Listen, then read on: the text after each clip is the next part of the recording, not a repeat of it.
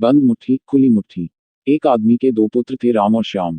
दोनों थे तो सगे भाई पर एक दूसरे के बिल्कुल विपरीत। जहां राम बहुत कंजूस था वहीं श्याम को फिजूल खर्ची की आदत थी। दोनों की पत्नियां भी उनकी इस आदत से परेशान थीं। घरवालों ने दोनों को समझाने के बहुत प्रयास किए पर ना राम अपनी कंजूसी छोड़ता और ना ही श्याम अपनी फिजूल खर्ची से बाज आता। एक बार गांव के करीब ही एक सिद्ध महात्मा का आगमन हुआ। वृद्ध पिता ने सोचा क्यों न उन्हीं से इस समस्या का समाधान पूछा जाए और अगले ही दिन वे महात्मा जी के पास पहुंचे। महात्मा जी ने ध्यानपूर्वक उनकी बातें सुनी और अगले दिन दोनों पुत्रों को लेकर आने को कहा। पिताजी तय समय पर पुत्रों को लेकर पहुंच गए। महात्मा जी ने पुत्रों के सामने अपनी बंद मुट्ठियां घुमाते हुए कहा, बातो यदि मेरा हाथ हमेशा के लिए ऐसा ही हो जाए तो कैसा लगेगा। पुत्र बोले, ऐसे में तो ऐसा लगेगा जैसे कि आपको कोढ़ हो। उद्धरण चिन्ह। अच्छा, अगर मेरे हाथ हमेशा के लिए ऐसे हो जाएं तो कैसा लगेगा। महात्मा जी ने अपनी फैली हथेलियां दिखाते हुए पूछा। जी, तब भी यही लगेगा कि आपको कोढ़ है।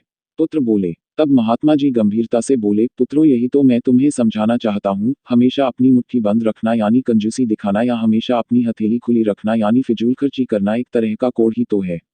हमेशा मुट्ठी बंद रखने वाला धनवान होते हुए भी निर्धन ही रहता है और हमेशा मुट्ठी खुली रखने वाला चाहे जितना भी धनवान हो उसे निर्धन बनते समय नहीं लगता। सही व्यवहार है कि कभी मुट्ठी बंद रहे तो कभी खुली, तभी जीवन का संतुलन बना रहता है। उद्धरण चिन्ह। पुत्र महात्मा जी की बात समझ चुके थे। अब उन्होंने मन ही मन सोच समझकर ही खर्च करने का निश्चय किया।